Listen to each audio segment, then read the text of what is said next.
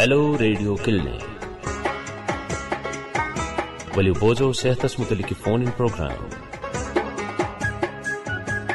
Hello radio clinic. आदाब सामीन programme hello radio clinic हेचुस बह तुहद मेज़बान महराज मखदूमी तुंदिस खदमतस मज बे फिर हाजिर। सामी कराम अच्छी यथ प्रोग्रामस मज सेहत के मुख्तलिफ मौजूआतन पे कत बात करान यह सिलसिल जारी थवान करो अजकिस शुमारस मज बचन हंदिस सेहतस मुतलिक कत बात।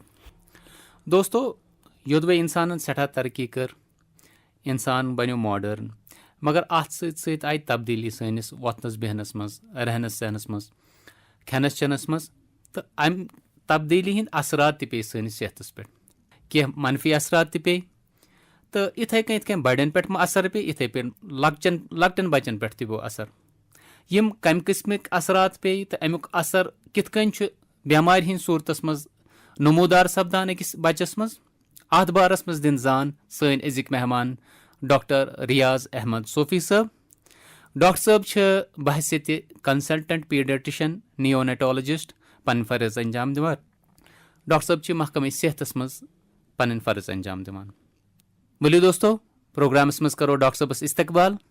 डॉक्टर साहब अस्सलाम वालेकुम वरहमतुल्लाहि वबरकातुहू। वालेकुम अस्सलाम वरहमतुल्लाहि वबरकातुहू। मेरा सोब शुक्रिया मे योर दावत दिन खतर। तुहद सड़ा शुक्रिया सर तुह करो सन दावत कबूलस।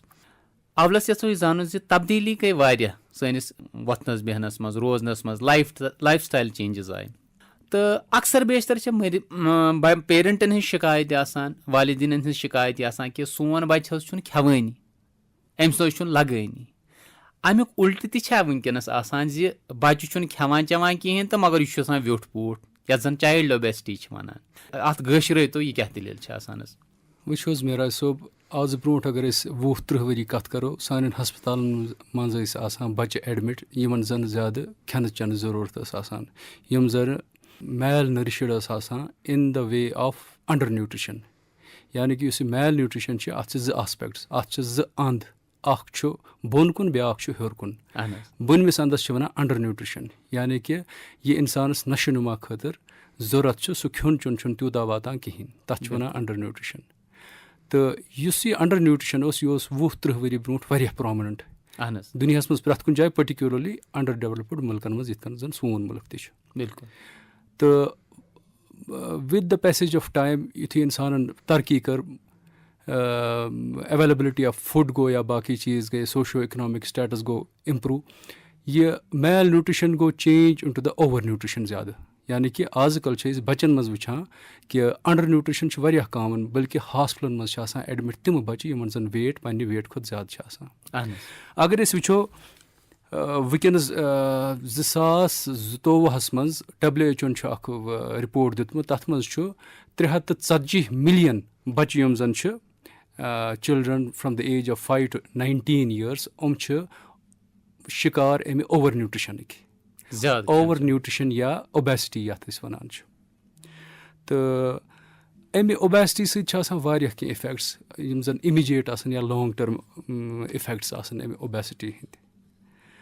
तो अगर हिंदुस्तान कत करो हिंदुस्तान मज वुचन कि यह हसा rapidly increasing particularly in urban areas यमन शहरन मज मगर देहात अत पथ वन रूदमत कह देहातन मज ओबेसिटी वन पिकअप गसान because of our increase socio economic status. Doctor साहब अगर यह जानो कि यह प्रॉब्लम सठा बड़ डॉक्टर साहब करो प्रोग्रामस मज तुहद कलाम रोजो मौजूद कॉल करो शामिल गोडनिच कॉल। Hello radio clinic. अस्सलाम वालेकुम। वालेकुम अस्सलाम वरहमतुल्लाहि वबरकातुहू। पन नाव वनो जनाब आरिज निसार अहमद नजार आस्तान महद वहीदपुर गांधरबल पे अर्ज करा। निसार साहब तुहद खैर मकदम प्रोग्रामस मज पृछतो पन सवाल डॉक्टर साहबस तुहद आवाज डॉक्टर साहबस तान वातानस। बहुत यहां जानन यह मोटापा बचन मज गठान यह कम चीज सतन गठान तो अगर वन यह गो तो पत क्या अम खतर करन। शुक्रिया कॉल करने खतर निसार साहब। शुक्रिया निसार सोब यमो कोर बेसिक क्वेश्चन मोटापा वजह क्या अत मज बेसिकली कह वजह हिंदुस्तान मज इत बह वनान तह शहरन मज वनकस वुचन आमुत 14 to 20% यम जन बच्चे तम अमुक शिकार ओवर वेट आर ओबेसिटी शिकार तो गाम तह ज़्यादा पथ कह अत मज 5 to 8% जन पॉपुलेशन बच्चन हज यम जन बच्चे एडोलसेंट आम तह मोटापा शिकार।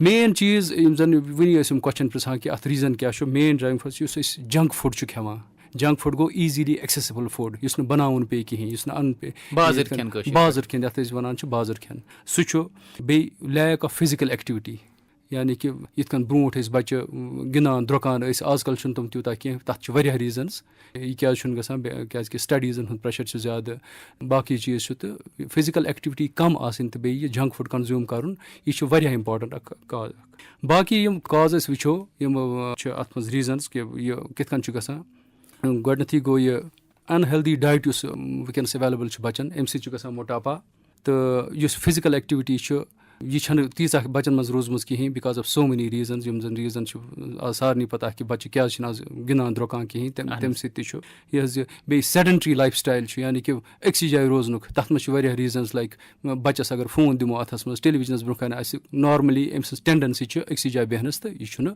ज्यादा मूवमेंट करान कह गिंदुन अदरवाइज बच्चस जो कमे पर्न तो गिंदुन द्रकुन। डॉक्टर साहब प्रोग्रामस मज करो बे कॉल शामिल। Hello radio clinic. अस्सलाम वालेकुम जनाब। वालेकुम अस्सलाम वरहमतुल्लाहि वबरकातुहू। जनाब तो रानावादी पे मंजूर अहमद भट्ट। मंजूर साहब खैर मकदम प्रोग्रामस मज पृछो डॉक्टर साहब सवाल जनाब पुछन सवाल दा बावड़ बच्चो अमिस हुरियो वारिया वजन कम से कम क्विंटल 23 फीट अहन वन लौकट बच्चे पक्ति जनाब हेकान मैं जनाब का सवाल है मूजूब अत क्या इलाज है। अच्छा वह यह जरूरी वुन कि अमिस बच्चस क्या रीजन मोटापा आसन अमिस क्या वजन ज्यादा अत मज अम सज कश पे यह हे ज्यादा या जंक फूड खेवान नत अमिस एक्टिविटी कम मगर तिम चीज अगर रूल आउट करो तो पत तो वुन कि अमिस मा मेडिकल प्रॉब्लम अम खतर पे ते अम सिंदिस पेरेंट ना मालिस अम सिंज माज वन कि यह अकि फिर हॉस्पिटल नुन तत नन कि दलील क्या तथ हेको इलाज कर।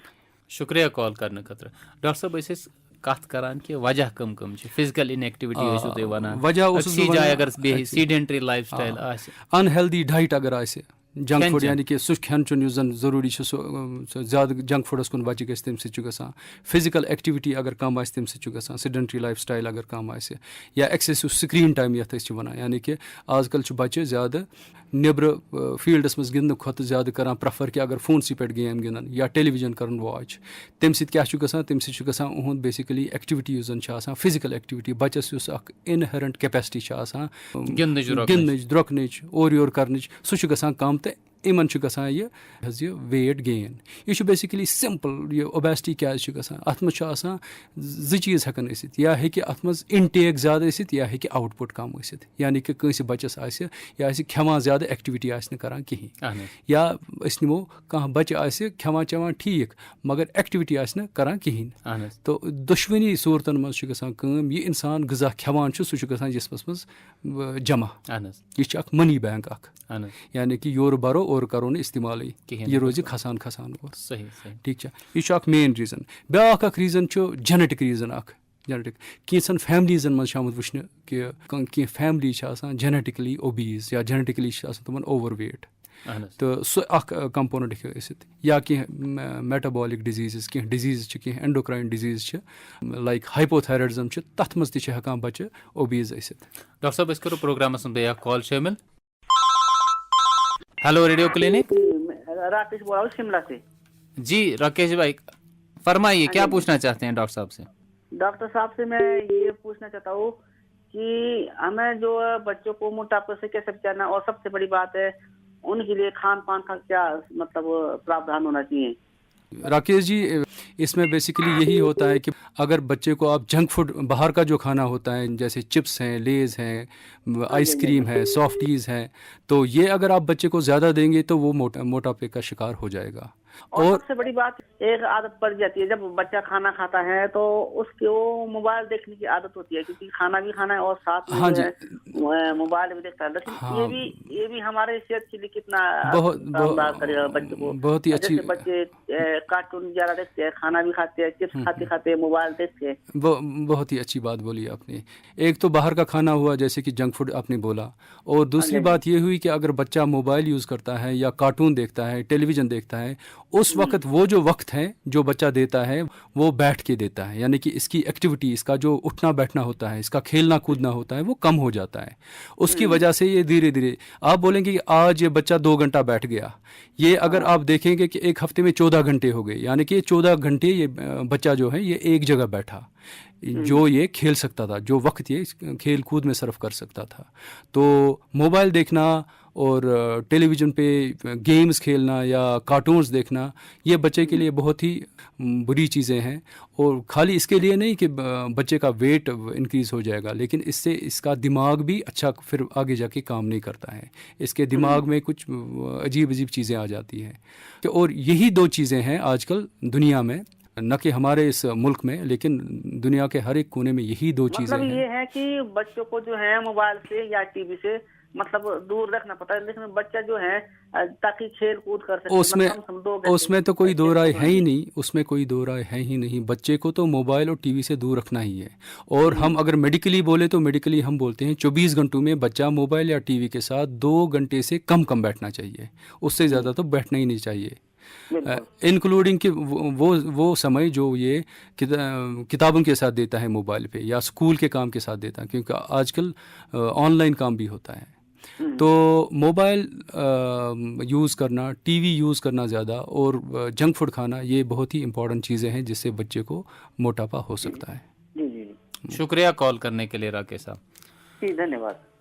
डॉक्टर साहब ऐसे वजहन मुतलिक कत करान वारिया वजूहात वनु तह करो यत कॉल मज जिक्र में जवाबस मज वनु तह जहनस पे असर पेवान तो ओवरऑल अगर अस असर वुछो ओबेसिटी से मतलब साइन सिम्टम्स अमिस क्या क्या तब्दीली अंदर वुचोस बे कह रीजन अत ओबेसिटी हंद आजकल ये ओबेसिटी वारिया प्रोमिनेंट दुनिया साइकोलॉजिकल फैक्टर्स यथ जन यथ वनान कि अगर कंस बच्चस स्ट्रेस आसि, डिप्रेशन आसि या बोर्डम आसस, इमोशनल एंग्जाइटी आसस, इमन टेंडेंसी ज़्यादा खेनच। अच्छा, तो this is one of the psychological कि अम ज़्यादा खेवान डिप्रेशन में अगर बच्चा आसि, स्कूल स्ट्रेस आसि ज़्यादा। तो पी आजकल बच्चन कूता स्कूल स्ट्रेस तम घर बेहवनी तो पे खेवान चवान मोबाइल यूज़ करान तो अम वेट खसान। ब्याक चीज़ एनवायरमेंटल मतलब गो कि आजकल बच्चस यथ कम्युनिटी मज रोजान अत एक्सेस कह असल खेनस चेनस, लाइक बच्चे नेरि नेबर अत डिपार्टमेंटल स्टोर, तत वारिया असल डिस्प्लेस मज आसन कोल्ड ड्रिंक्स आसन, जूसेस आसन, टॉफीज आसन, रैपर्स आसन, चिप्स आसन, इम ज़्यादा अट्रैक्ट गसान इमनी चीज़न कुन। So there is an environmental also side to this factor कि बच्चन क्या ओबेसिटी गसान या why they just take up this junk food culture. अच्छा, बोड सारे खुद बोड अख रोल एनवायरमेंटल सह यह parental habits and role modelling, यानी कि बच्चे अमिस इनहरेंट, यानी कि इसमें पेरेंट्स में यह करन that is the best thing they can do.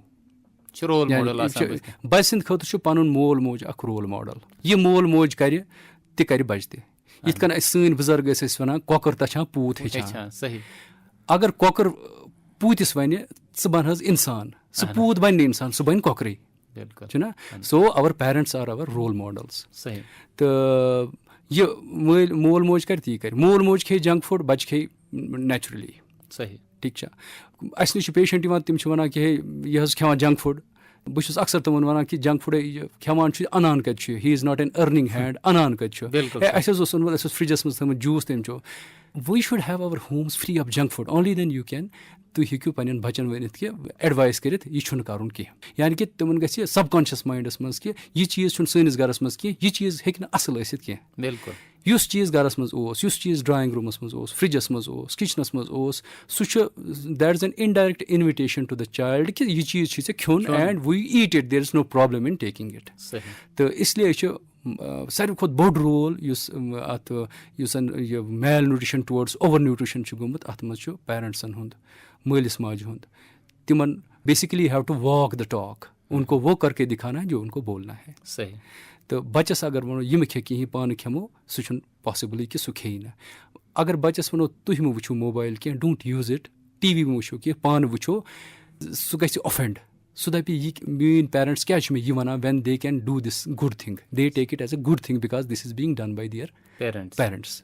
अच्छा, वन वो ओबेसिटी अमिक मुट अगर वो हेल्थ रिस्क्स यम क्या लाइक वो ओबेसिटी इन चाइल्डहुड, यह छ अख अस ब्योल ववान युस यह पत्त इंसान यह एडल्ट छ बनान एडल्टहुडस मज छ गसान तमिस हेकन वारियाह डिजीज गसित मगर अमिक ब्योल छ आसान पेमुत युथु यह बच्चे 2 वोहर छ आसान 3 वोहर छ आसान 4 वोहर छ आसान यम साथ अमिस यह स्टार्ट छ आसान गोमुत यह जंक फूड कल्चर या inactivity like type 2 diabetes mellitus आमुत वारियाह कॉमन वुचन कि अगर जंक फूड बिहेवियर अर्लियर अस इंट्रोड्यूस करो हाई ब्लड प्रेशर छ हाई कोलेस्ट्रॉल लेवल्स छ low self esteem and depression in children and anxiety यह आमुत वुचन कि यह कॉमन तिमन बच्चन मज यम जन जंक फूड कल्चरस मज बे बोड़ इम्पॉर्टेंट चीज ये बच्चन ये मालिस माज टाइम आस कहीं तम these are some tricks by the parents यमो सत बच्चे पान कोशिश रोजो फ्री तो फॉर एग्जांपल मालिस माज डिस्कशन कर या कह चीज़ कर या कह वो बच्चे के हाथ में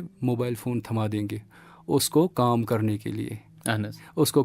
के लिए and then they will say कि सोन बच्चा कर मोबाइल फोन यूज इस्तेमाल कर यह basically we have to be the real role models तो अम तो वन अगर वो प्रिवेंशन क्या करो मोट प्रिवेंशन अगर वो ओबेसिटी क्या करो तो गोडनेथुई कर change life style change life style बनोमुत फॉर एग्जांपल बनोमुत वन निब्र लाइक यस ब्रोट वुचान अमेरिकस मज या UK अमेरिका या डेवलप्ड कंट्रीजन मज ये फास्ट फूड कल्चर या नेबर गसित खोन डिनर करुन लंच करुन वीक डेज मनावन हॉलीडेज मनावन रेस्टोरेंटन मज we have to adopt a good lifestyle culture. That's very important.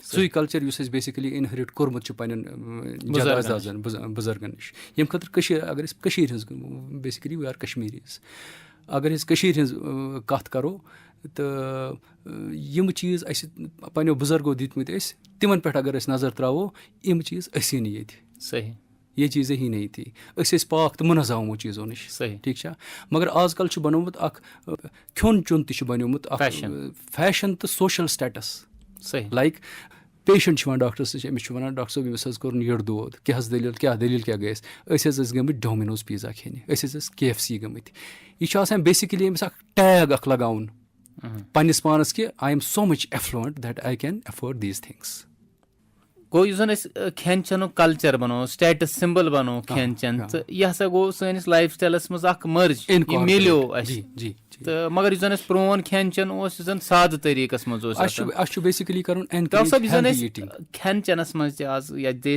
सब्जी वोपदान मेव बाकी चीज अत पे गसान स्प्रे केमिकल स्प्रे वगैरह अमुक रोल क्या सेहत पे पे खास कर बच्चन पे क्या पेवान केमिकल्स बेसिकली जिंदगी हंदन बेसिक ब्लॉक्स जीन्स उमन हेकान हिट करित यिथ कन जन प्रिजर्वेटिव्स आर्टिफिशियल कलर्स लाइक अगर ज़्यादा इम चीज़ कंज्यूम करो कि दे कैन हैव डेलीटीरियस वारिया खराब असर सैनिस सेहतस पे पर्टिकुलरली अगर इंसान बचपन पे कर स्टार्ट तो यह गसान जिस्मस मज accumulate with the passage of time तो लेटली अमिक असरात वारिया ज़्यादा खराब यिथ कन आजकल वुचान कि आजकल यह डिजीज़ वारिया ज़्यादा कॉमन लाइक कैंसर्स वो कैंसर्स कत गई इवन कि चाइल्डहुड कैंसर्स कत गमत इनक्रीज तो यह all because of this thing तो वो इंसिडेंट्स कच गम कैंसर हज इनक्रीज यह खेवान बाजारस मज लिफाफन मज चीज़ या जूसेस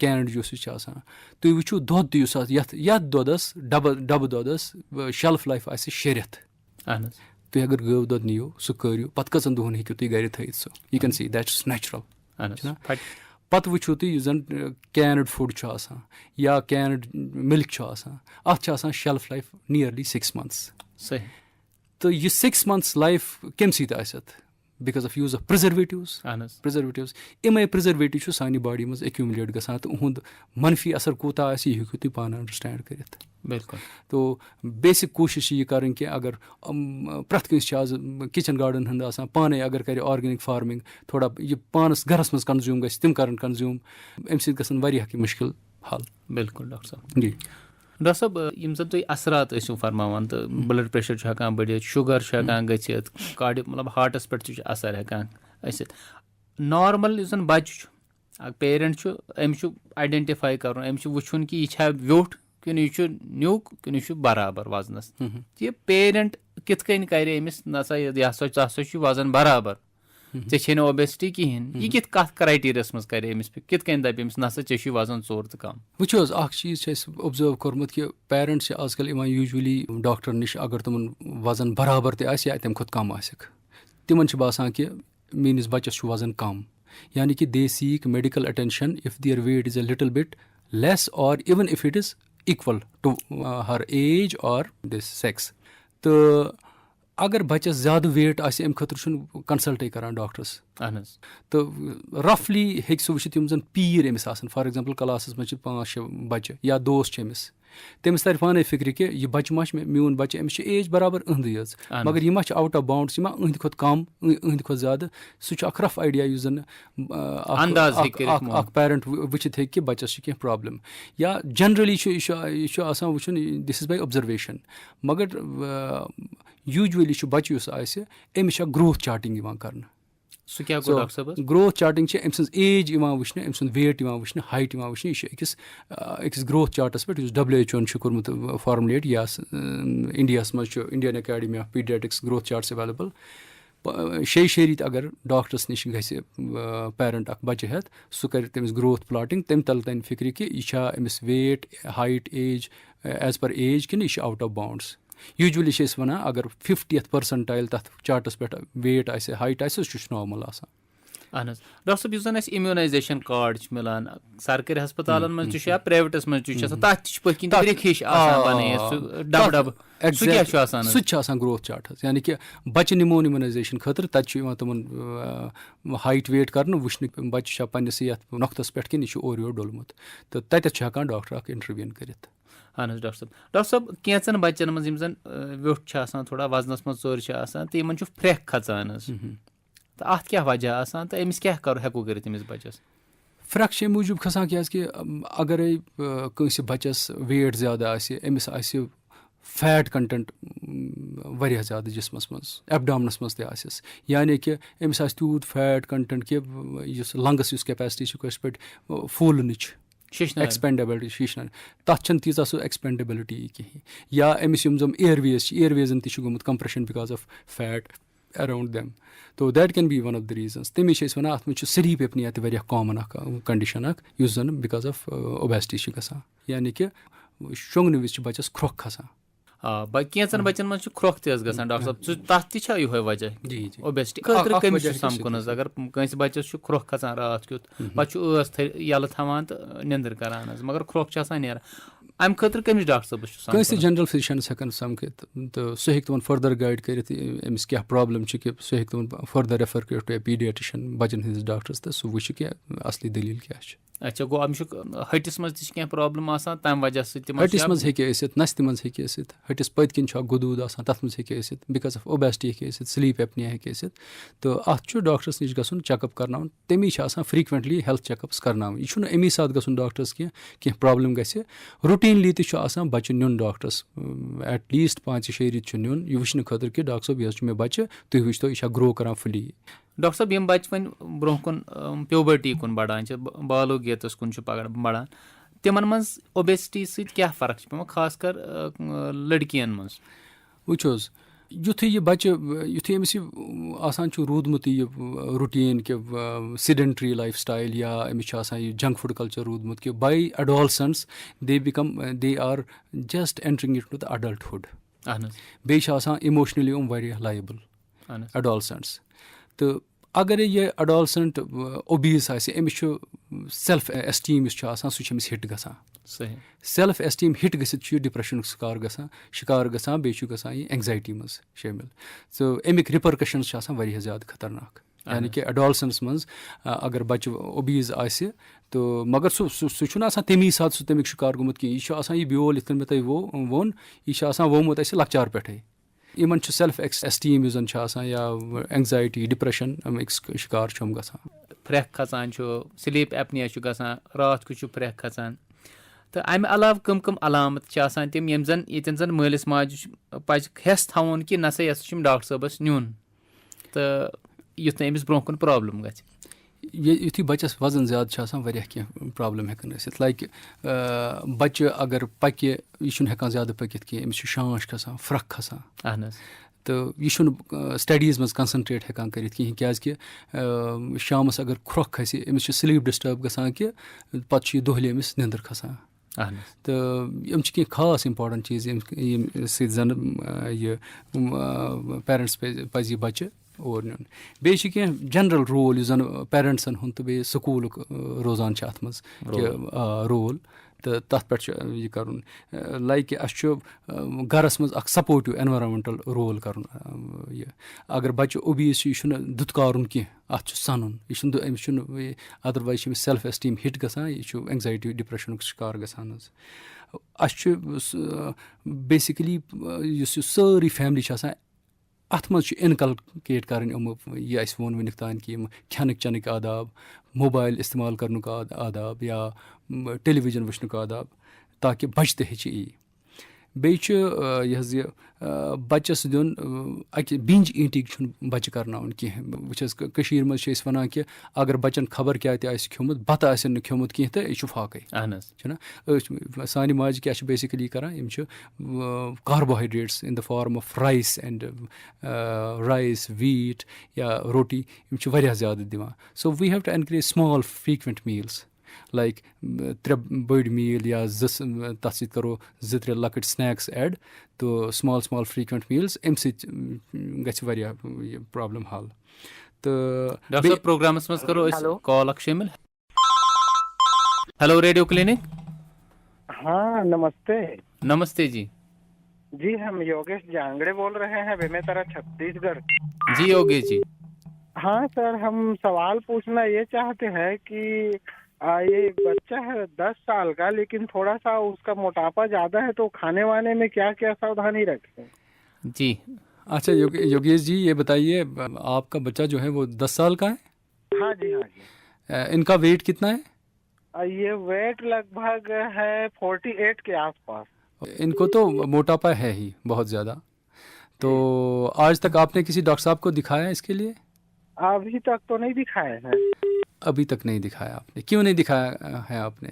10 साल का बच्चा 48 लगभग ये 50 kg का है तो वो तो आपको दिखा लेना चाहिए था। तो एक तो बच्चे को आप अगर जंक फूड देते हैं बाजार का जैसे चिप्स हैं चॉकलेट्स हैं कोल्ड ड्रिंक हैं ये बंद करें आप। जी ये बिल्कुल बंद करें आप। और अगर मोबाइल यूज़ या टीवी ज़्यादा देखते हैं बच्चा तो वो भी आप धीरे धीरे एक साथ नहीं धीरे धीरे इसको बंद करें।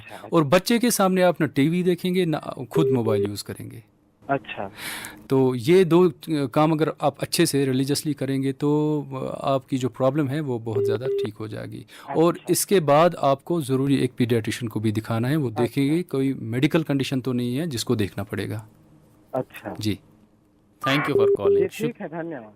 डॉक्टर साहब आना फरमाए तो ब्रो। अच्छा जैसे कि हम बोल रहे थे कि हमें करना क्या चाहिए वो फूड जिसको हम बोलते हैं कि जिनका ग्लाइसीमिक इंडेक्स कम हो तो वो खाने चाहिए जैसे फ्रूट्स हैं वेजिटेबल्स हैं जिनको खाने से blood sugar abruptly shoot up नहीं होता है। मदिर खेन अवॉइड करें क्योंकि वो खाने जिसका ग्लाइसीमिक इंडेक्स जो ब्लड शुगर शूट अप करते हैं वो एपेटाइट सेंटर को बिल्कुल बिठा देते हैं। डॉक्टर साहब बे कॉल करो प्रोग्राम में शामिल। वालेकुम अस्सलाम वरहमतुल्लाहि वबरकातुहू। गुलाम नबी साहब तुहद खैर मकदम प्रोग्राम मज पन सवाल पृछू डॉक्टर साहबस। मोटापा बच्चे खेन प्रॉब्लम कि हेरिडिटी? गुलाम नबी साहब यह जिक्र करान यह हेकि खेन प्रॉब्लम तसित हेरिडिटी तसित। चलो ठीक शुक्रिया कॉल करने खतर। अच्छा यिथ कन वुचान कि बच्चन आजकल यूजुअली स्कूल नेरन घर दिवान जूस बॉटल सत या निब्रिम जूस बॉटल सह न कि अनो घर फ्रूट तथ कड़ो जूस तो पत् हेको बच्चस दित तो अम खतर कर वी हैव टू जस्ट अस प्रेफर कर वाटर ओवर जूसेस साद त्रेश दिन कोशिश करें ठीक बे ब्या चीज़ इंपॉर्टेंट कि बच्चस यूजुअली अगर न बच्चे खेन कहें तुम फसी ईटर्स तिमन टेलीविजनस ब्रोह तिमन वन बत खेन खतर या while using phone and mobile watching यह एनकरेज बिल्कुल कर यह डिस्करेज कर। डॉक्टर साहब प्रोग्रामस मज करो बे कॉल शामिल। Hello radio clinic. डॉक्टर साहब नमस्कार। नमस्कार, मैं नमस्कार। धर्मवीर गांधीनगर दिल्ली से बोल रहा हूँ। जी बोलिए मुझे धर्मवीर। ये पूछना है आपसे कि आजकल जो छोटे बच्चों को, या तो बच्चा तो बहुत पतला मिलेगा जी। या गोलू मोलू हो जाएगा, हाँ, तो इसके पीछे डाइट का ही असर रहता है या उनके पेट में कीड़े वगैरह होते हैं जो माँ बाप उस पर ध्यान नहीं दे पाते, और उनके लिए सही डाइट क्या है कि फल वगैरह साथ में देना चाहिए अपने बच्चों को, और उसके जो डाइट में आजकल माँ बाप भी फास्ट फूड खाते हैं। हाँ धर्मवीर जी, आप सुनिए, अच्छी बात आपने बोली। बहुत फर्क पड़ता है उनकी हेल्थ पर। जी जी। उनकी हेल्थ फिट फाट रहे, बच्चा पतला हो, फुर्तीला हो, वो एक्टिव माना जाएगा, कि मोटा हो वो हेल्दी माना जाएगा। अच्छा, आप सुन लीजिए धर्मवीर जी, ये बेसिकली हम यही बात कर रहे थे अब तक। आजकल जो बच्चों में प्रॉब्लम है ये मोटापे की, ये बेसिकली जो हमने ये लाइफस्टाइल जो हमने अडॉप्ट किया है, जैसे कि जंक फूड कल्चर है, बाहर से चिप्स लेना, चॉकलेट्स लेना, आइसक्रीम, सॉफ्टीज़ वगैरह, ये एक बहुत ही इम्पॉर्टेंट रीज़न है आजकल बच्चे में मोटापा क्यों हो जाता है। जो आप बोल रहे हैं कि आजकल बच्चे पतले हैं, पतले तो ज़्यादा नहीं है लेकिन मोटे ही ज़्यादा आपको मिलेंगे। और नंबर 2 जो है, जो हम ये गैजेट्स यूज़ करते हैं घर में, जैसे कि मोबाइल है, टेलीविज़न है, इनसे बच्चे की जो एक्टिविटी है, इनका खेलना कूदना होता है वो कम हो जाता है, उसकी वजह से बच्चे वेट गेन कर लेते हैं। तो इसमें सबसे जो रोल इम्पॉर्टेंट है वो माँ बाप ही यूज़ कर सकते हैं। अगर माँ बाप जंक फूड नहीं खाएंगे, होटल्स में नहीं घूमेंगे और मोबाइल यूज़ नहीं करेंगे, टेलीविज़न कम देखेंगे, बच्चा ऑटोमेटिकली वही करता है जो माँ बाप करते हैं। तो ये देखा गया है कि जी, गांव विलेज के बच्चे जो होते हैं पतले दुबले होते हैं, फुर्तीले होते हैं, फुर्ती से पेड़ पे भी चढ़े जाते हैं, छोटे छोटे बच्चे देखा गया है जी। और शहरों के बच्चे अपने घर के अंदर बेड पे बैठे हैं, लेट के खाना खा रहे हैं, लेट के वीडियो देख रहे हैं, फिल्म देख रहे हैं। एग्जैक्टली। और तो उनकी इस बॉडी में और गांव के बच्चों की बॉडी में बहुत अंतर देखा गया है। को रूखी सूखी रोटी जो भी दे बहुत अच्छे से वो हजम कर लेते हैं, और हमारे शहर के बच्चों को डाइट अच्छी दे, फिर भी उनके अंदर वो फुर्ती नहीं मिलती। अंतर तो आपने तो अपने क्वेश्चन का जवाब भी वहीं से दे दिया। आपका जो सवाल था वो भी जवाब दे दिया। आप देख लीजिए, गांव के बच्चे अगर आप कंपेयर करेंगे शहर के बच्चों से, ये भी देखा गया है कि गांव के बच्चों में जो मोटापा होता है वो 5 से 8% है हिंदुस्तान में, और जो शहरों में पलते हैं बढ़ते हैं उनमें 40% मोटापा पाया जाता है। ये इसीलिए है क्योंकि गांव के बच्चे खेलते कूदते ज़्यादा है, टेलीविज़न कम देखते हैं, मोबाइल यूज़ नहीं करते हैं, जंक फूड कल्चर उनमें उतना नहीं होता है। तो और साथ में ये भी देखिए डॉक्टर साहब कि शहर के बच्चे घर से थोड़ी दूर स्कूल भी जाएंगे तो गाड़ी पे जाएंगे, थोड़ा और आगे जाएंगे तो गाड़ी पे जाएंगे, मार्केट जाएंगे तो स्कूटी पे जाएंगे। डेफिनेटली। और गांव के बच्चे दूर दूर कितने किलोमीटर पैदल ही जाते हैं, खेलते कूदते। यानी कि एक्टिविटी बच्चे की जितनी ज़्यादा होगी उतना वो जो खाता है वो उसको यूज़ करेगा, तो उससे मोटापा होने का कम चांस होता है। जी, ये तो माँ बाप का इसमें बहुत ही बड़ा रोल है। तो ये जंक फूड बच्चों को नहीं देना चाहिए, टेलीविज़न मोबाइल ज़्यादा नहीं दिखाना चाहिए, खेलने कूदने की तरफ उनको ज़्यादा राग़िब करना चाहिए, वो बहुत ही इम्पोर्टेंट है। तो इसके लिए डॉक्टर साहब जो देसी खान पान है, आप क्या राय देना चाहेंगे सुनने वाले हमारे सभी भाई बहनों के लिए, बच्चों के लिए, कि ऐसी क्या डाइट शुरू से खिलाई जाए? जैसे हम लोगों ने 10-15 साल लगातार दलिया खाया है, और डेली हमने काले चने कच्चे खाए, उबाल के खाए, इस तरह से हमने डाइट अपनी ली है। और आज हम इतने अपने को देखते हैं तो वो जो डाइट हमने पहले खा ली, आज के समय में बच्चे वो डाइट नहीं ले पाएंगे और ना खा पाएंगे। ये बच्चे को बेसिकली आपको जब बच्चा छोटा होता है तभी से इसको ये आदत करनी है कि आपको यही चीज़ें खानी है, जैसे कि फ्रूट्स हैं, वेजिटेबल्स हैं, सब्जियां हैं, मेवे हैं, तो वो अगर बच्चा खाएगा तो मोटापा होने का खतरा बहुत ही कम रहता है। तो ये आपने धन्यवाद डॉक्टर साहब, आपने बहुत अच्छी जानकारी दी। Thank you for calling. धन्यवाद। थैंक यू डॉक्टर साहब सठा असल सवाल कोर यमो तो वन तल अगर वो कि अवेयरनेस ईचा कि आम लुकन पाई कि यह कम सत गसान, प्रॉब्लम क्या खोन क्या पाई, मगर कर because of some social taboos and social customs which we have developed. इत कन बह वन कि अस सोसाइटी मज खेनस चेनस तक स्टेटस बनोमुत, स्टिग्मा, सोशल स्टिग्मा बनोमुत, तो यह अख रीजन। डॉक्टर साहब अस प्रान वक्त खेनस चेनस मज मसाल खेवान, बच्चे मसाल खेवान, वनकस मसाल कुन, मगर ओकुन गसान कह मे बासान तम मसाल वल वार वार वार वार वटन तम कार, तो अत मज ना मिलावटी कह ना तेल कह ना खंड कह कोता असल घर तशर पे युत यमो दलियावन खेवान प्रान दपान प्रान वक्त वाट खेवान लुक तो तम कत्या सेहतमंद तो मे बासान पे पथ कुन फेरुन रच खंड पतमिस कालस पे नजर त्रावन यम पे आमुत ती कर बिल्कुल सन पेरेंट्स कर सन ग्रैंड पेरेंट्स कर अगर तस करो तो यह issue burning issue वनस obesity हुंद overweight समाज मज यह हे हदस तान सॉल्व गसित वन वो कि कर क्या पज थोड़ा basically we have to focus on the health not weight यानी कि अगर कह बच्चो ओवर वेट वनो अमिस कर सा यह डाइटिंग से कर इत तो पत वोस दोई वेट चोर वेट हफ्त पट वेट यह कर अमिस वन कि आज असल फुर्तील आज आज हेकान यह कर we have not to tell him that you have reduced weight यम जन अमिस फॉल्स कंपटिशनस मज लगे। डॉक्टर साहब प्रोग्रामस मज करो बे कॉल शामिल अत पे करो असल पे कत बात वेट रिडक्शन कित कर क्या तर्ज अमल कर डॉक्टर साहब गो अस वेटस पे फोकस कर वो बच्चे वजन 10 किलो 20 किलो 50 किलो क्या रोज जहन उकन फोकस कर हेल्थस पे वेटस पे ठीक we have to talk about like कत तम सर कि strong being active being strong तो हेल्दी गोल सेट कर in terms of the reduction of the weight कह अमिस वो कि अमिस यह कूता एक्टिव ऐसे एक्टिविटी मज इनक्रीज गम या स्ट्रेंथ मज इनक्रीज गम सह ज्यादा हेल्दी बासान ब्या चीज we have to avoid blaming and shaming the child अमिस करो दुदकारोन वह खेवान जंक फूड वुचान टेलीविजन तमिस वेट गोमुत वुन कंपेयर करोन चाइल्ड वुच हमसाय सुन बच्चे क्युत या हु फ्रेंड क्युत यह कर कि अमि सेल्फ एस्टीम बच्चे कम गसान तो यह काउंटर प्रोडक्टिव तो ब्या चीज फूड अगर गरस मज खेवान for example junk food culture गरस मज या गलत फूड खेवान स्मॉल तो बे सस्टेनेबल एफर्ट्स कर चेंज करनस मज वार वार करो कम यानी कि अगर बच्चे दोस मज 10 चॉकलेट खेवान करो start from 9 chocolates in first week पत करो 8 पत 7 यीस कालस अमिस आदत गसी वीन ऑफ करनस अगर एब्रप्टली फूड चेंजेस करो तिथ कन बच्चे एग्रेसिव बनान एंक्शस बनान तो बेह गरन मज यूजुअली यह लकचार पे मे वुचमुत यानी कि प्लेट कर सा खत्म अत one clean plate rule clean plate rule कर सा ये प्लेट कर सा क्लीन अद छुक असल। डॉक्टर साहब प्रोग्रामस में करो बे कॉल शामिल। वालेकुम अस्सलाम व रहमतुल्लाहि व बरकातुहू। अल्हम्दुलिल्लाह फरमायो बच्चे 5-7 वो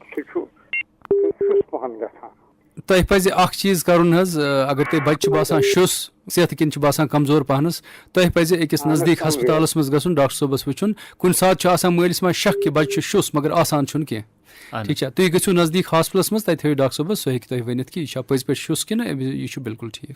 डॉक्टर साहब तुम कत कर वन बच्चस यह प्लेट मकला सोरे clean plate rule we have to शन दिस बच्चस वन कि खेसा तीस काल यीट गसी full full not till you will clean your plate यह इंपॉर्टेंट चीज बे सारे खुद बोड़ चीज इत मे वोन कि बच्चे we have to be the as parents we have to be the role model for the child ती कर यह वनान ती कर। डॉक्टर साहब प्रोग्रामस मज करो बे कॉल शामिल। Hello radio clinic. हेलो अस्सलाम वालेकुम। वालेकुम अस्सलाम व रहमतुल्लाहि व बरकातुहू। सर मैं शबीर अहमद खान बोल रहा हूँ सदरबाग गुज्जर बस्ती नूनर गांधरबल से। जी बताइए शबीर साहब। सर अक्सर मैंने बच्चों में देखा है कि जो ये शरारती होते हैं बच्चे, अक्सर 2020 से लेकर मैंने जो बच्चे देखे हैं ये शरारती ज्यादा होते हैं, इनकी ये मेन प्रॉब्लम क्या हो सकती है सर? शरारती किस एज के बच्चे को बोला आपने? यानी ये छोटे बच्चे जो यानी कि 2020 से मैंने जो बच्चे अच्छा जी वो ज्यादा शरारती देख लीजिए, ज्यादा शरारती बर्दाश्त नहीं होता है ना बाप को बेटे को बाप का बिल्कुल बर्दाश्त ही नहीं होता है। अच्छा अच्छा, ये वजह क्या है सर? ये बेसिकली यही है शबीर साहब, ये जो हम बच्चों पे ध्यान नहीं देते हैं, यानी कि जब से ये मोबाइल वगैरह आ गया, टेलीविज़न आ गया, तब से माँ बाप क्या करते हैं, वो ज़्यादा टाइम इन्हीं चीज़ों को देते हैं, तो बच्चे पे फोकस बहुत कम डाला जाता है। या जब अगर उनको कुछ अपना काम होता है तो बच्चे के हाथ में फ़ोन थमा देते हैं। इससे बच्चों में एग्रेशन बहुत ज़्यादा आ गया है। यानी कि बच्चा जब सोशलाइज नहीं करेगा माँ के साथ, बाप के साथ, घर में जो हमारा सिस्टम बनने लगा है, न्यूक्लियर फैमिलीज़ हैं, तो पहले ये चीज़ें नहीं हुआ करती थी, क्योंकि बच्चा इंटरेक्ट करता था। बच्चा बेसिकली अकेले नहीं रह सकता है, उसको किसी के साथ खेलना होता है। रिक्वेस्ट ये करना चाहता हूँ, जो जंक फूड है, जैसे कि जंक फूड खाते हैं, उससे ज़्यादा इमोशन मर हो रहे हैं। डेफिनेटली, फॉर एग्ज़ाम्पल अगर बच्चे को आप जंक फूड देंगे तो वो अच्छा खाता नहीं है, उसमें मोटापा आ जाता है। वही हम अब तक तो वही बात हम कर रहे थे कि जंक फूड खाने से तो ये ओबेसिटी किस किस चीज़ से हो जाती है। तो जंक फूड खाना, मोबाइल यूज़ करना, टेलीविज़न देखना, माँ बाप के साथ ज़्यादा ये नहीं करना इंट्रैक्शन, तो इससे ये प्रॉब्लम हो जाती है। डॉक्टर साहब अस अत पे ऑलरेडी कत बात करें कि कम कम वजूहत चाइल्ड ओबेसिटी यमो कोर साइकोलॉजिकल फैक्टर कि जहनी तौर इंसान बच्चस में चिड़चिड़ापन वनकस। तो डॉक्टर साहब जन जोड़ अमिस ओबीस बच्चस मज तिमन पे क्या असर पेवान? जोड़न पे, यानी कि युस जोड़ कंस बच्चस 10 वरियन मज आसि बन्योमुत 30 किलो वजन तुलने खतर, तथ जोड़स पे अगर 60 किलो वजन त्रो तमिक असरात हेकु ती पान अंडरस्टैंड करित। तो इम गिसने यिवान ज़्यादा, स्पाइनस पे वारिया ज़्यादा असर पेवान यमो सत। डॉक्टर साहब प्रोग्रामस मज करो बे कॉल शामिल। Hello radio clinic. हेलो, नमस्ते। नमस्ते जी। जी, मैं डॉक्टर सितारे बोल रहा हूँ, बिहार के वैशाली जिले से। डॉक्टर साहब आपका खैर मकदम प्रोग्राम में, पूछिए डॉक्टर साहब से क्या पूछना चाहते हैं? कभी आदमी वही आदमी है जो मोटा हो जाता है, कहीं बहुत पतला हो जाता है, इसी के बारे में कुछ जानना चाहता हूँ। जी जी जी। 2-4 महीने में कभी खूब मोटा हो जाता है, 2-4 महीने में खूब एकदम पतला हो जाता है, लीन एंड थिन। अच्छा, लीन एंड थिन। तो इसमें बेसिकली आपने ये देखना है कि वो आदमी का खाने पीने का निज़ाम क्या है, तो उसमें कोई साइकोलॉजिकल ये प्रॉब्लम तो नहीं है। कभी इंसान बिंज ईटिंग करता है, एक ही साथ खाता है तो फिर उस टाइम मोटा हो जाता है। कोई साइकोलॉजिकल ये होते हैं डिसऑर्डर्स लाइक एनोरेक्सिया है, नर्वोसा या बुलिमिया नर्वोसा है, तो उनमें ये चीज़ें हो सकती हैं। अच्छा, गो इंसान अगर जहनी तौर कुदरती कुछ साथ टेंशन आसान, इंसान खेत खेत कर। These are basically eating disorders he was talking about. यमो कोर जिक्र मान पतल गसान कह रेत गसान पा वठान गो फूड हैबिट। तो बे ब्याक चीज इथ कन वन अस स्लीप तह ज्यादा ये कम्युनिटी गमज डिस्टर्ब स्लीप तक प्रायोरिटाइज वारिया ज्यादा, लाइक कि 6 पे 12 वरियन तान बच्चे अमिस 9 to 12 घंटे शोंगन, ताकि अमिस रोज दिमाग वारिया ज़्यादा तंदुरुस्त, सो हेकि एडॉप्ट कर बाकी चीज़ एक्टिविटी दौरान। डॉक्टर साहब अस करो अत मौजूस पे, अगर मे बसान वन घंटे वादन कत करो तो मे बसान कम। तो बहरहाल तुह दिसु सठा मुफीद जानकारी, सान बोजन वालन तान त वस मुफीद जान, अस ते खुले अच। तो इंशाल्लाह कुछ सात मिल बे मौका, जिंदगी करो बे मुलाकात, बे दिमो दावत, कुन बेकिस अकिस मौजूस पे करो कत बात। फिलहाल दियो तो इजाजत, तुहद सठा सठा शुक्रिया प्रोग्रामस में शिरकत करने खतर। सठा शुक्रिया में बुलाने खतर। अल्लाह थैंक यू डॉक्टर साहब। सामीन अत सत वोत सानि अजकि शुमारुक वक्न, दियो पन्निस मेज़बान महराज मखदूमी, प्रोग्राम किस पेशकार तो सनिस टीमस इजाजत, तुह ते खुदायस हवाल। Hello radio clinic. वुन तुम सेहतस मुतलिक फोन इन प्रोग्राम बोजान।